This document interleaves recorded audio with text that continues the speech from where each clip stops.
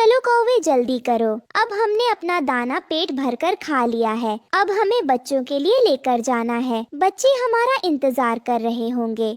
अरे यह क्या बात कर दी तुमने चिड़िया, तुम ही अपने बच्चों के लिए दाना लेकर जाओ। मैंने तो अब पेट भर के खाना खाया है, अब मैं सुकून से यहाँ पर सोऊंगा। घर में हर वक्त सुंदरी की चकचक की वजह से मैं सुकून से सो भी नहीं पाता।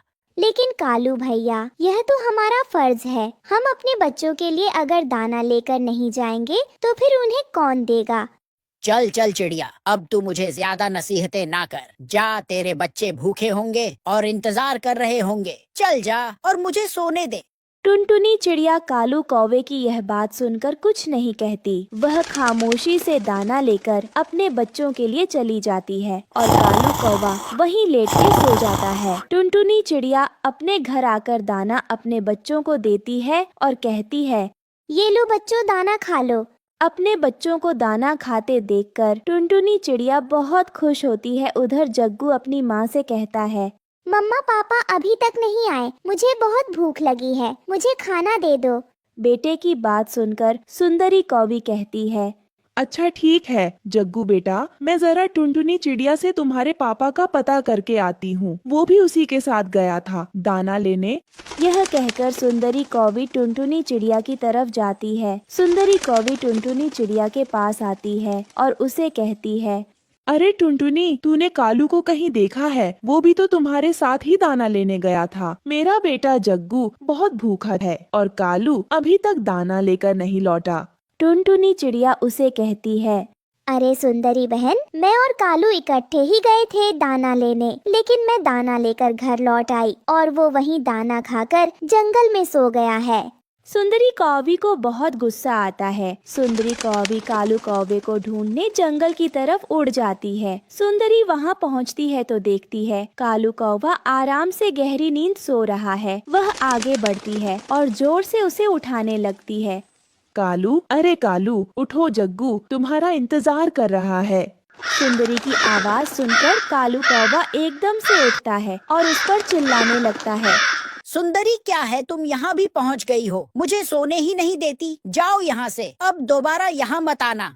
सुंदरी कौवी मायूस होकर वहाँ से चली जाती है। सुंदरी कौवी टुनटुनी चिड़िया के पास आती है और उससे कहती है, अरे चिड़िया चिड़िया, तुम मुझे थोड़ा सा सूखा दाना ही दे दो, मैं अपने बेटे जग्गू को वो दे देती हूँ। वो सुबह से भूखा है। एक माँ के लिए इससे बड़ी आजमाइश क्या होगी कि उसका बेटा सुबह से भूखा है और मैं उसके लिए कुछ नहीं कर सकती। प्लीज मुझे थोड़े से दाने दे दो।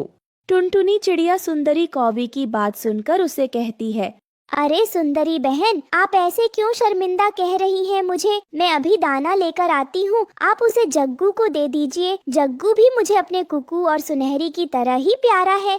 फिर टुनटुनी चिड़िया सुंदरी कौवी को दाने दे देती है और सुंदरी कौवी वो दाना लेकर चली जाती है। अगले दिन सारे परिंदे आपस में बैठे हुए थे कि तोते ने उन्हें बताया, अरे क्या तुम लोगों ने नहीं सुना कि आज रात को हमारे जंगल में एक बहुत बड़ा तूफान आने वाला है और इस तूफान की वजह से बहुत ज्यादा मुश्किल पेश आने वाली है। पता नहीं हमारे घोंसले, हम और हमारे बच्चे इस तूफान का मुकाबला कर भी सकेंगे या नहीं। मेरा तो यही मशवरा है कि आज रात हम दूसरे जंगल चले जाते हैं ताकि इस तूफान से बच सके। सभी पक्षी तोते की बात से सहमति जताते हैं, लेकिन सुंदरी कौवी कहती है, अरे तुम्हें तो कालू का पता है, मुझे नहीं। वह जाने देगा यहाँ से। लेकिन टुनटुनी चिड़िया सुंदरी कौवी को समझाती है और उसे कहती है, अरे सुंदरी, ये तो अब तुमने फैसला करना है। कालू का क्या है, वो तो कभी अपने होश में होता ही नहीं है। लेकिन यहाँ हमारे बच्चों की जिंदगी का सवाल है, हमने अपने बच्चों को बचाना है। अब फैसला तुम्हारे हाथ में है। हम सब तुम्हें लेने आएंगे और फिर इकट्ठे ही दूसरे जंगल की ओर जाएंगे। अब चलते हैं और जल्दी जल्दी अपना जरूरी सामान पैक कर लेते हैं। यह कहकर सभी परिंदे वहाँ से चले जाते हैं। फिर थोड़ी ही देर में टुनटुनी चिड़िया, कबूतर और तोता सुंदरी कौवी को लेने आ जाते हैं। चलो सुंदरी जल्दी करो, हमें देर हो रही है, शाम होने ही वाली है और फिर इस जंगल में बहुत बड़ा तूफान आने वाला है। हमें उससे पहले पहले दूसरे जंगल पहुंचना है। लेकिन कालू कौवा उनकी किसी बात पे यकीन नहीं करता और सुंदरी कौवी से कहता है, अरे सुंदरी, तू कहीं नहीं जाएगी, ना ही तुझे कहीं मैं जग्गू को लेकर जाने दूंगा। कोई तूफान नहीं आने वाला, यहीं रहो।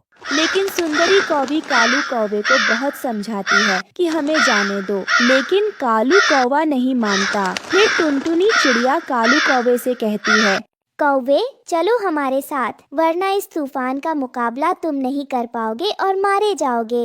लेकिन कालू कौवा नहीं मानता। फिर गौरी कौवी अपने बेटे के लिए एक फैसला लेती है और कालू कौवे से कहती है, तुमने नहीं जाना तो मत जाओ, मैं अपने बेटे को लेकर यहाँ से जा रही हूँ। फिर सुंदरी कौवी टुनटुनी चिड़िया से कहती है, अरे टुनटुनी चिड़िया, चलो जल्दी करो, कहीं देर ना हो जाए। मैं अपने बेटे को इस तूफान से मरता नहीं देख सकती।